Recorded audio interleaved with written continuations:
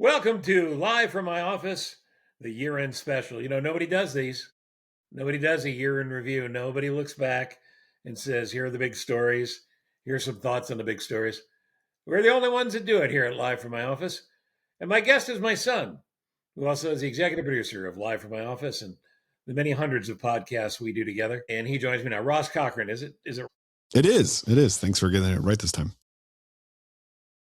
Thanks for being here.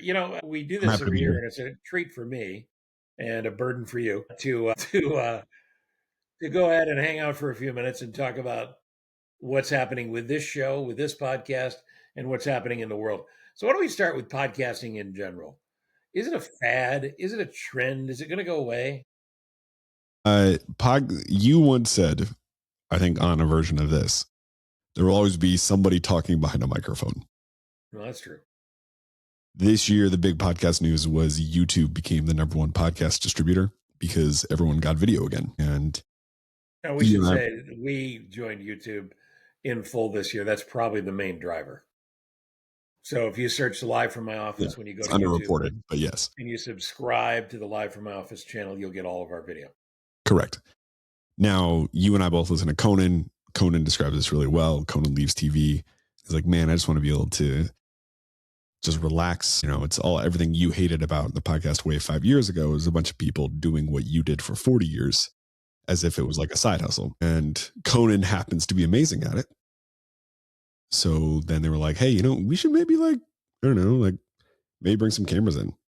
And then, I don't know, maybe you have a band. That'd be cool if we did like live in a theater. And the first time he did a live show, he was like, oh my gosh, I'm doing a late night show again. Yeah, right back on TV. This weird mix coming back with podcasts where podcasts are becoming cable news. Pat McAfee, got however tens of millions of dollars to do the same thing he was doing as a podcast, and just they threw a TV camera in front of it. Yeah, all you got to do is add that extra platform. Pat McAfee pops. We now have our millions for this show come in yet, or are we still waiting? As generous as the fine folks at Apt Electronics are, you may want to follow up with them about that. Yeah. And the good people at Woody Buick as well. Both sponsors for 2026. All right. Podcasting in general, just to go back to a point you made before, I'm still not crazy about the fact that everybody does it. But, I'm getting more used to it. What I've come to accept grudgingly in the year and a half since I was last on the radio, and we never had a memorial service for radio. We probably should do that at some point as well. Wow, sure. So, but in the year and a half that I've been off the air, what I've come to accept is there is no more broadcasting. There's no more broadcasting. Broadcasting is gone. We see it in local television ratings, news ratings go down every month, again and again and again. Viewership goes down because it's so fractionalized. So the idea is you have to be the star of your thing, and your thing, your narrowcasting thing. So podcasting is narrowcasting. Narrowcasting is the audience I built up over the years and the other people that stumble in here drunkenly and decide they're going to stay. Sure. And I should say, we have a sizable audience, which is nice. It could be more sizable. So please subscribe, rate, review, and tell a friend or 10. But I think what's interesting for someone like you who's had to transition through those different media environments is this is something everyone saw coming that most people avoided. And now you have enough money behind it where this is just now what the industry is. So it doesn't mean it's better, right? But the reason why to make it about it's the delivery method. This is how content is delivered. And that's why, like, when Netflix says TikTok is their competitor, they have a valid argument, even if it's hecka dystopian. Speaking of TikTok, which makes me think of ADD, which makes me think of you and me, which makes me think of pretty much all of America. Sure. Statistically, it amazes me what counts as listening. Oh, sure. Because for all those years on the radio, you would get credit for what was called a quarter hour. There was a rating service called Arbitron. Arbitron was bought by Nielsen. Nielsen was always a big TV ratings company. Nielsen does TV and radio ratings. And radio ratings now are, hello? Anyone? Anyone? But you'd have to listen for 5 minutes during any given quarter hour to get credit for a quarter hour. And then your quarter hour share would be a big deal because for advertisers, you could go out and their salespeople could legitimately say, we have somebody locked in for, this show for X number of minutes. And that would increase your ratings. And the rating success I had was all related to that. Podcast ratings are the Wild West. Yeah, to a certain extent. So the general digital content is 3 seconds equals a view, but you can also track starts. What you might see, person who's listening to this who is what Spotify calls it plays. So when Spotify will, every once in a while, you'll see a number when an episode's come out where Spotify is trying to be like, hey, this is a podcast you listen to a couple times. A lot of people like it. 20,000 people have played it. 75,000 people have played it. All that's saying, dear listener, is that they've literally pressed play. And that counts for a metric that you can send to an advertiser. So the visual for that's amazing to me because even if it's something I'm not interested in, I don't start it. A podcast to me is different than TikTok in that a podcast is an effort. Sure, TikTok is you'll just give a it more scroll. than 3 seconds. Sure. Yeah, TikTok's a scroll. So I get TikTok, I'm looking for a second, not for me, and I scroll. A podcast is something I went to. So why would I go to something, click on it, start it, and then bail? Well, because I think you and the vast majority of rational thinkers in America. Because really, if you really want to nerd out about this kind of stuff, like my generation, like 30 to 50 are the people who have messed this up. If you go younger than 30, you have people who are still consuming content, who are back to consuming content the way that you did. Part of what makes podcasts becoming television so ironic is because it's the exact same thing that happened with video killed the radio star. Yeah, right? sure. So you have that demographic that is actually intentionally going to long form content. And because they grew up in it, they're able to go, hey, I just want to scroll, or hey, I want to go and actually listen to something, be educated on something, consume something. My folks, 30 to 50 folks, because we got thrown into the middle of I think the technical term being the shit stew. That is technical. Yeah. It means that we are the ones who have forced podcast creators to make it about 1 second as opposed to actually making it a destination. So really, what I'm here to say is on behalf of my people pops, I'm the reason why your numbers aren't bigger. Well, but the numbers are okay. Certainly can be bigger. We don't have everyone on the planet yet. But the fact is, the start statistic that you describe sounds like a sales created statistic. And believe me, I was around that my entire life.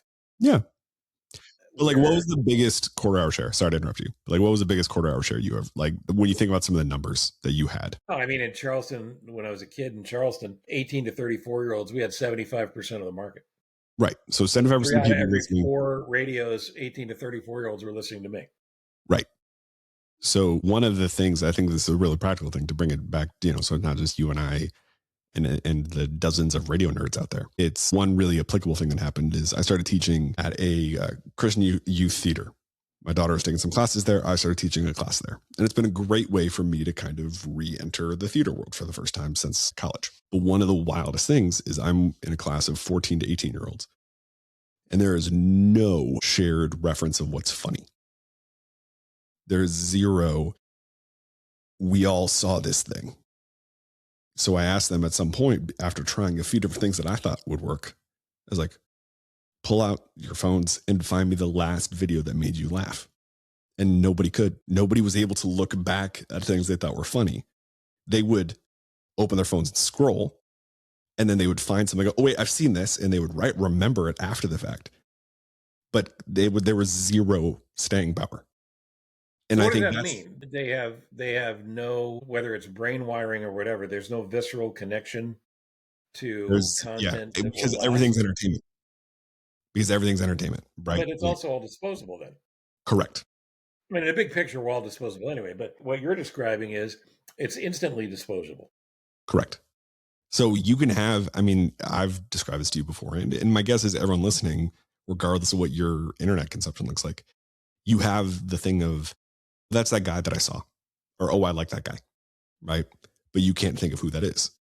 And part of what makes this so challenging is whether it's medical misinformation or pick whatever your dystopian topic of choice is, because everything is disposable, when the algorithm hits you right, and you're all of a sudden actually consuming content and actually paying attention to something, there's zero way to vet the idea of whether or not this person knows what the heck they're talking about or not. Well, let's talk about how that affects you because your day job, your real job is significant. Explain to people what you do. I'm the And I'll communications write it director. down so I know. Yeah, there you go. I'm the communications director at Good Shepherd Church in Naperville. So the way that I try to describe it to people at a dinner party is everything that comes from that church outside of what gets said from the pulpit should run by my desk. Whether or not it does is a different conversation. And you host a podcast and produce a podcast for the church, Mm-hmm. which goes out to thousands of people. Mm-hmm. But it is, to me, specifically designed for what podcasting is, what I've learned podcasting is, and that is you pick your lane Mm-hmm. and you work your lane.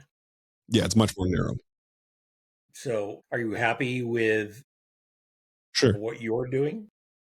Well, yeah, I mean, I love getting a chance to do that creative thing in the middle of all the other parts of my job, which are, in my case, get to be pretty creative.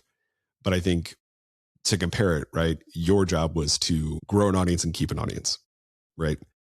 My job is less about growing an audience and more about how do I make sure that everyone who's already here has all the information that they have. And then in the other parts of that I want them to have. And then once they have that, stuff like the podcast is about helping them move from point A to point B and whatever that means to them in their faith walk. So when I think about the work of that, there's more depth there, but there's also way less loyalty there because that means that the moment someone goes, nah, not really for me, they're out. And they just remember me as another guy behind a microphone, as opposed to you, where we constantly, the number one feedback we get from a podcast listener is, yeah, I listened to you from here and I like found you again. Yeah. Yeah. I'm kind of in a witness protection program until you find me. Um, but let's do the plugs then. If you go to cochranshow.com, everything I do is there in some form. You can also follow me on the socials and various things, which reminds me, I need to update the website. And guess what, kids? I learned how. There you go. And what about you? Give people information on how they get to you. I mean, the best thing that they would be able to do is go through Good Shepherd Naperville. So gshepchurch.org. You can listen to the Encounter Faith podcast wherever you listen to podcasts. But yeah, if you start at gshepchurch.org, that's the best place to find the things that I'm making these days. And it's modern, contemporary Christian messaging, and I highly recommend it. Appreciate the endorsement. So let's go through 2025 for a bit. I was looking for my Survive 2025 hats. I still have a few left and couldn't find any because your mom was nice enough to redo the office. So while I'm recovering from this knee replacement surgery, you can't tell from this vantage point, but I've got a new left knee, or as my grandson, your son, calls it, new knee junior. Because Because it's your second replacement. yeah, the right side was the other new knee. Thank you, football. So instead, I've got this hat. Now, you go here. That's the Chicago Bears logo in this lighting, which is not great because it's not a normal setup. This says 1920, which is when the Bears first came into the NFL. They're one of the founding franchises. Chicago very excited about the fact that as of December 28th, when we're recording this, the Chicago Bears have won their division and are steamrolling into the playoffs. And it is fun. Now, I will tell you, as someone who has been intimately involved with all of the organizations in Chicago, third largest city, Bears are a giant pain in the ass. And it's hard to root for them. I have friends like Dan Hampton through the years and some of the guys from the Bears Super Bowl year that are more of my generation. But it has nothing to do with the players. They're just a difficult organization to deal with. And I would hope through the goodwill of all of this, maybe that will change because it's great to see the city excited about the Chicago Bears because it ain't happening with the Bulls or the Hawks anytime soon. Turns out. And Chicago was always a football town. I mean, I remember yeah. from some documentary, it was even during Michael's heyday, it was still like sports radio, like 4 out of every 10 calls were still Bears related. Yeah.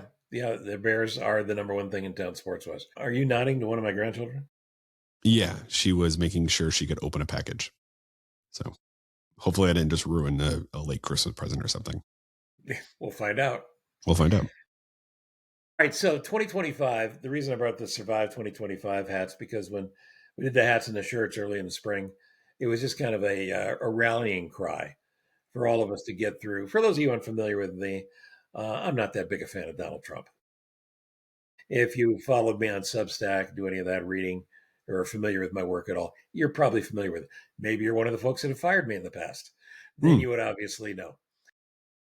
So surviving 2025 is a big damn deal because now you get into 2026, politics goes into the reelection mode in overdrive, including some presidential candidates starting to, start to go to Iowa for no apparent reason, and New Hampshire for no apparent reason, and hang out and eat One of the corn and talk about how much they dumbest, love cows.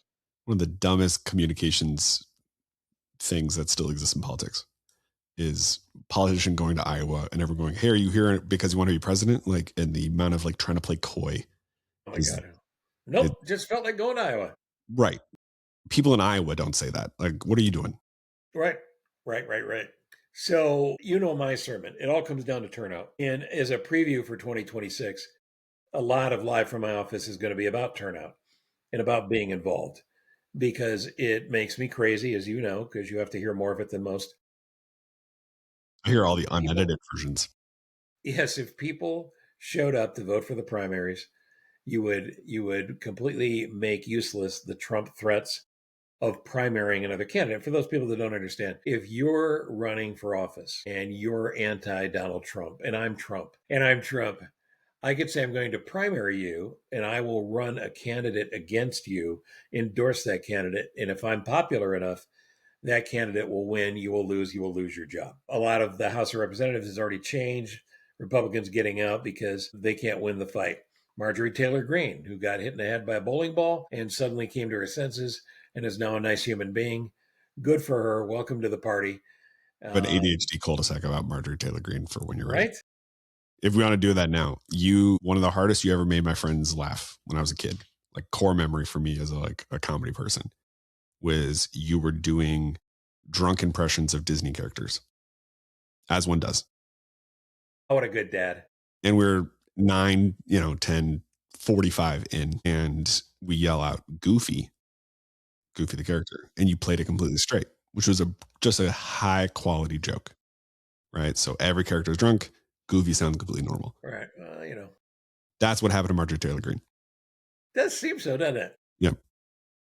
Yeah, and the thing is, with the primary system such that it is that you have infinite resources where you can look this stuff up. So when the primaries come up, the great mistake the media makes in this country now is not how they cover things, it's what they choose to cover.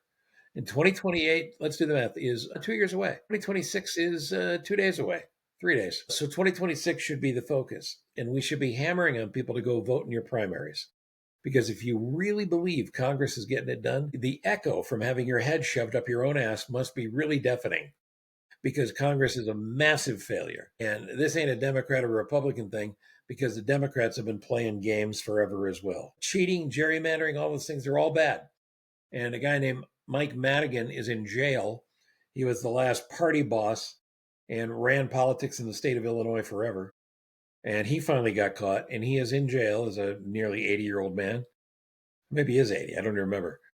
Handsome devil, though. And Madigan also cheating the system and a lifetime Democrat. So people think I'm a Democrat because I bitch about Trump. I have never been more down the middle in my life. If you suck as a politician, you need to go. And that's going to be the continued sermon of 2026. So, do you have optimism as a young father that we have suffered the worst of it and it could get better now? Ooh, not really. I think those are two separate questions. Optimism versus it could get better now, right? Because I think for all the things that we started talking about as far as like attention economy is concerned, like one thing politics comms folks figured out before the rest of us was it was no longer became about getting people's attention. You actually had to fight for people's attention. So we all have an uncle on Facebook who says the craziest things possible. And that uncle on Facebook also has the most attention on Facebook relative to your other uncles, right? And that same principle applies to anyone on any sort of digital platform.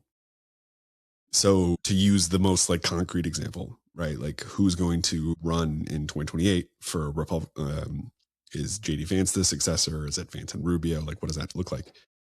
With all those folks, you have a vacuum that Trump has created of charisma with people, and you have policies and ideologies that those less charismatic folks tend to believe in more. Trump was this empty vessel for so many people where they could kind of put their belief system on him because he didn't really believe in much of anything other than attention. And now you have folks who, you know, want to overthrow governments. So we're going to go bomb other countries, which I think was a thing we tried once and it didn't go super well. No, never has. And oh, yeah, I say once. We as a country, we've tried that a lot and it hasn't gone super well. Yeah. And I think that is really terrifying to go down that rabbit hole of, JD Vance believes a lot of things that Donald Trump has said. You get enough truth serum in him, he would tell you he doesn't remember what his things was that he said. No, and the majority of the Senate, the greatest failure is the Senate. And the majority of the United States Senate, the Republicans, they don't believe him either. I have many people I speak with in Congress on a regular basis. They all tell me the same thing. But if they tell me something negative about Trump and they're Republican, they will never say it on the record. Again, because they're afraid of losing their job, or in some cases, because of the threat of violence, they're afraid of that. Right. Which, I mean, I think one of the things that makes, to go back to the optimistic versus pessimistic question, you have a generation of kids who, when it comes to things like social media, they are choosing to do better than we did. They are choosing to pay attention. They are choosing to, if you ever get confused by what's an AI video or not, show it to the nearest 12-year-old in your life. Odds are that 12-year-old is going to be able to tell you if it's real or not, right? There is a better angels argument you can make. The reason I can be pessimistic, though, is because when I look at things like politics or the church, I go, it hasn't caught up. John Stewart's line, which I really like, is like democracy is an analog system and we're in a digital world. And that doesn't mean you get rid of democracy, but it means that you have to have people in power and in place who can lean into that digital world with our most consequential things. And the most consequential things being, potholes in the street in front of me to, national security issues. So hard to be optimistic, but then the other side, to end on a more optimistic note, is hard to be pessimistic when you look at my kids, because my kids are nothing but optimism. Yeah, and I totally agree. When I look at your kids and my grandkids, I feel the same way. They are my sole source of optimism, which is great. Is there anything else from 2025 we need to go over? How are you feeling? How's your knee doing? Well, the new knee is going to be great. As a matter of fact, last night and into today, it's probably the best in the 6 weeks since the surgery. And the Winter Games are coming up, and I do that thing where I ski and shoot. I actually just fall down and shoot. So I'm looking forward to that. No, listen, I'm trying to decide what's more ridiculous: you on skis or you firing a rifle. Actually, you forget something. When I was in the FBI Academy, the Citizens Academy, sure, I was a sharpshooter extraordinaire, mm-hmm. and in the simulator, I banged all the bad guys, killed them, wiped them out. Well, our friend Andrea Darlis killed a lamp and a sofa. Sure. So I was called Sure Shot and One Shot. Mm-hmm. So I can shoot. Skiing, not so much. Yeah. Not so much. Yeah. I actually have a story for you about the simulator, which will be off mic. Okay. All right. Great. All right. Now, continuing on, Christmas time and the holidays, we're lucky that we're able to spend time together. We're blessed that you guys live so close, and we got to have a lot of family time together again, which is nice. But I have a list of questions that I found, which I thought were interesting. They were questions you should ask your adult son or daughter. Sure. But they're sort of designed for your adult son. And one of them, because I wasn't going to jump to this quite yet, but in the interest of time, because I know you've got other shows. Yeah. One of the questions. Do me a favor, get to my book club quickly. My book plug. What you said. I'm gonna edit this whole thing on anyway. That would have been great. Is there something, you're 35 years old now, is there something that you have discovered as an adult that growing up you had no idea would be this big a pain in the ass? The point where you go, wow, being a grown up, I don't know. Sure. Yes is for sure the answer. I would say the first thing that comes to mind is home ownership. So we moved this year and had a wonderful townhouse, and now we live in a single family home. And I've had those moments, younger folks I think would identify with this as well, of like, you're like looking around for an adult, and then you realize like, oh wait, no, that's me. Right? Like our sink was started leaking because that's what sinks do. And having a moment of like, Right. That's me now, like coming out of that And renter mentality. because I'm your father, you don't come to this new home with a set of skills to fix your sink. Correct. Correct. Yeah. That's not even where I'm going with it. I'm just more going of like, people talk about home ownership of like, it's this like home ownership is a forced savings account because the amount of money you're putting into your home, I think you wind up netting out pretty quickly here. But the whether it's you have a moment of you have a problem and all of a sudden you're $1,000 lighter. Is that what it was? $1,000? That and a couple of other home related activities and a dog related activity. Yeah, because the thing is, and God bless plumbers, because who wants the job? But the thing is, when you call a plumber, their money is made when they answer the phone. Sure. Because unless they turn down the job, you're already paying them, and they Mm-hmm. haven't even been to your house yet. But thank God for them because they're getting it done. But yeah, being an adult, the homeowner thing, 100% makes total sense. Yeah, and I think it's influenced by you and mom like fought really really hard to keep Amy and I in one house from the time I was 3. So like we weren't people who moved. It was not so that's part of why it was novel. But yeah, I mean there's so many things. I think we've talked about this a bunch of to frame around politics. Like I remember us having a realization of how you and I grew up with different Americas. Right? You grew up in the shadow of the Greatest Generation. You grew up with this sense of America can do anything, and I grew up in a post 9/11 world, in a invading Iraq world, in a Great Recession world. Financial collapse world.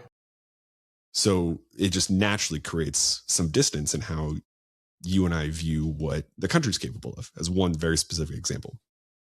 And I think how your generation predominantly parented, there was a lot of kind of almost the same kind of like, no, we can figure this out. We can do this. And then folks my age are going like, shoot, I don't know how in a lot of different areas of life. So it's a hard lesson to learn, but you do learn that, it's your house, you got to fix it. Yeah. And I think, but like, there's also like great fun examples too. The fun version of that, right, is like you learn very quickly that, oh, if I work through something, the sense of accomplishment you get from it is also pretty rewarding on the other side of it. All right, these are random questions again, found on what I like to call the internet. Sure. What's your favorite memory of a time that you and I had together when you were a kid? Ooh, that is a that's a hard one. One of the things, because you and I had a good relationship, is the things that stand out are very seasonal, right? Like it's easy for me to remember random tidbits of things because that's how my brain works. So one thing that I thought about recently is we're coming into New Year's Eve, and I remember, I don't think it was your first New Year's Eve show, but it was the first one I went to, and you like gave us a shout out, and it was like one of the first times where I was able to like I like stood up and like I milked the applause real hard. Right. That then having now being able to look and like see my kids have that version of that within church. That's one Pretty very cool. specific thing. Yeah. Everybody, when your dad's hosting a New Year's Eve comedy show, like we've all had that experience. It's very hashtag relatable. Well, how about being on stage together? I mean, that was a thrill for me. Yeah. I think one of the cool things about growing up in your household was even though we played it out in very silly contexts like New Year's Eve shows, one of the things that really ingrained in me was like, there's a responsibility to the people in front of you, and you got to take care of the people in front of you.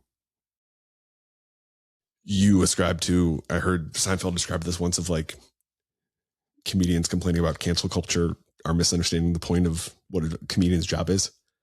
Because your job is not to hold some sort of objective truth about what's funny. Your job is to find the laugh in the people in front of you.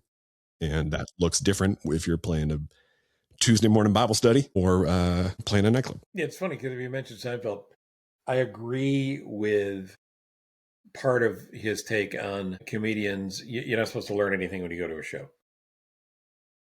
That's a good. You That's a good know, line. you're supposed to be entertained. And he's a billionaire because he did a show that was about nothing. But having said that, I do think comedians can move the needle.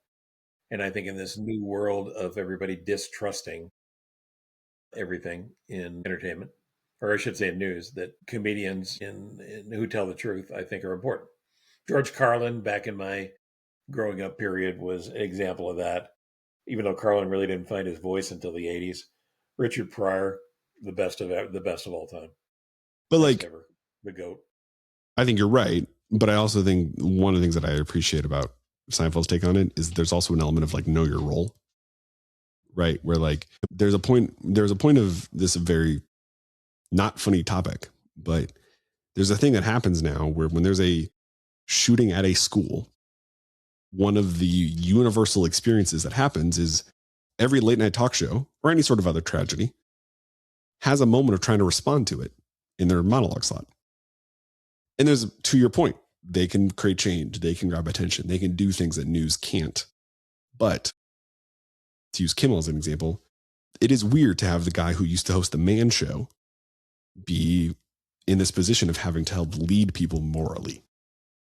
Yeah, and Letterman, as Letterman called him the other day, so you're the voice of the resistance now. You're the leader. Correct. And that's the Yeah, thing where I go like, there's part of the reason why I think folks got turned off so much by some like late night comedy was because there wasn't enough of speaking truth to power the way that Carlin did, right? It was so contextualized around one very specific, you know, threat to the Republic that created too much ways for people to sort of check out from the conversation. 100%. And Which it's is not very those dangerous. comedians' fault. It's the fault of the system that the comedians are operating in. Yeah, yeah, but it also I put it on it's the fault of the audience too. I mean, the audience has to give a shit enough to be involved to understand the give and take that's going on between the entertainer and you, and the information that's coming your way. All right, let me fire through a few more of these before we run out of time because we got Matt Damon waiting in the back. Vacations. Favorite vacation we took as a family, and I think I know what your answer is going to be.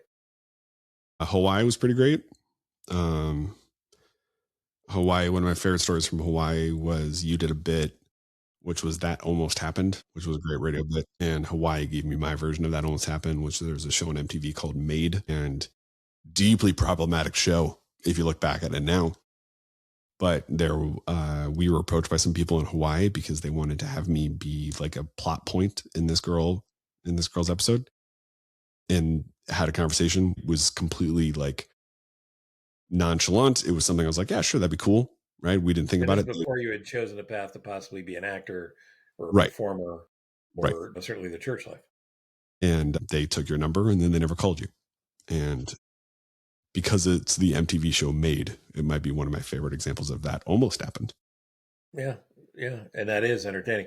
The other thing that was great about Hawaii was just laughing like just nonstop. But that's so to go to like the childhood thing. One of the things that I don't think I realized enough of until I was an adult with my adult friends' families or Lauren's family, my wife Lauren's family, was the ways in which we were the funny house, right? Like there was good food house, there was cool toys house, but like the number one characteristic, the unique characteristic of our house was just how much we laughed. Yeah, and you would have fun. If you're a kid, you came over, you would leave, and you'd tell people you had fun. Mhm. What advice did I give you as a kid that stuck or was just plain wrong? I honestly, I don't think those two things have to be necessarily mutually exclusive, but I would say a very simple one of you're not on someone's agenda until you're on their agenda was the thing that you loved to remind me and my sister of all the time. And I wind up using it a lot now in communication where I have this moment of like, how do people not know the thing that I've said over and over and over again? And then I'll go like, son of a bitch, I'm not on their agenda yet. Right. Like there's that moment of going, you hear the thing your parents preached that you were convinced that they were wrong about, or you roll their eyes about, or whatever. And you see the truth that plays out in it over and over again. Is there a separate one though that jumps out as yeah, that was bullshit? Jumps out is hard because you part of what made your perspectives unique where you kind of had to you were constantly having to sort of litmus test your takes, right? Like Well, it's interesting. That's great. So here's what I was going to say to you: is you have this physical manifestation where if I'm talking to you and you're not connecting, you literally look like you're dozing off. Where you get heavy eyelids, right? sure, So to can't me, imagine where I got the heavy eyelids from there, pops. yeah, well, there you go, right? I've been awake for the entire show. But to me, my problem is, and you could certainly correct me, is the setups were too long before I got to the stuff that really mattered because Sure, most of the stuff I eventually told you mattered. sure, yeah, no, that's a funny way of looking at it. Yeah, I mean, I play a game with Abigail, which is when did I lose you? There right? you go. Which is a game that I won't be able to play with Isaac because it'll hit different with him. But like, she's a 10-year-old girl, so I lose her pretty quickly, and it does help for me to go like, okay, there's everything after this point. I'm just saying for me. I'm not saying it's wrong. I'm just saying like I'm aware that this is an audience of 0 now. But see, that's one of the coolest things because I felt like we gave you an opportunity and your sister as well to say anything you wanted to us. And I see that with your kids. As a matter of- with Abigail, who's now 10, it was in the last year or so, you were telling her something that was very relevant. And she just flat out admitted she was bored. Mm-hmm. Yeah. And Yeah. it's not something you walk away offended by. You know, you're thankful that she's that honest. You correct whatever she needs to hear. So it's pretty cool as a parent and a grandparent to have that tie. Let me see here. There's a couple more. Is it harder for kids today than it was for you when you were a kid? And I'm going way Absolutely. back to the 90s. Absolutely. I mean, to use the kids I What do you teach, say? to use the kids I teach as an example, kids are exposed to everything being perfect through, and kids are able to intellectually understand that like this is through a filter or this is partial perspective or this is out of context or whatever. But the ability to have your worst moment be immediately shared with everyone, excuse me, and the threat and anxiety that comes from that is a real thing. So kids are sort of are aware of their own imperfections sooner. And then I think it's becoming less of a thing now, but like post phones particularly exploding, you have books like Ancient Generation that prove this. My brother and sister-in-law are in their early 20s or their mid 20s, I should say. And their childhood was so different than my wife and I, just from an 8-year difference because of how much the world changed from like 20 to 2015. And Oh. that's my dog for those of you who could hear that. Could have been your stomach, but I get it. But I think what they experienced was also a dramatic sense of here's all this information that before was easier to compartmentalize. And now you're just flooded with stuff where like, I don't know how to prioritize all the stuff I know. It's great that you have so many people who are up in arms about the genocide in Gaza. But part of the challenge of those who are actually trying to change that are you have so many people who, because that information is so prevalent, they believe by just consuming the information, they've done something. And therefore, you have the same kind of having to move the needle problem for any kid today that I didn't have to deal with because it was the 90s and communication still made a little bit more sense. Movement is change, and vote and advocating for change is what you need to do. And you don't do that with a post, or you don't do that with yeah, I'm mad too. All right, last two questions. Is there a lie you told me as a kid you want to finally come clean on? Oh, that's a great question. You're going to hold it till next year? I'll hold it next year. Yeah. I don't remember I don't think you lied much as a kid. I know you lying lied, but much because I think I've described it beforehand, which was we'll decide if this joke is going to make the podcast or not. I've described it beforehand as like the way you and mom parented me particularly was like, hey, here's where these like goal lines are. Stay within the field. Right. So I remember, having that level of freedom just meant that there wasn't a lot that was like out of bounds. And therefore there wasn't a lot I would have had to lie about. But I think the charm that you used to bullshit your way through the last 2 years of high school and probably some of college, which of course I would be lying if I said I didn't do the same thing.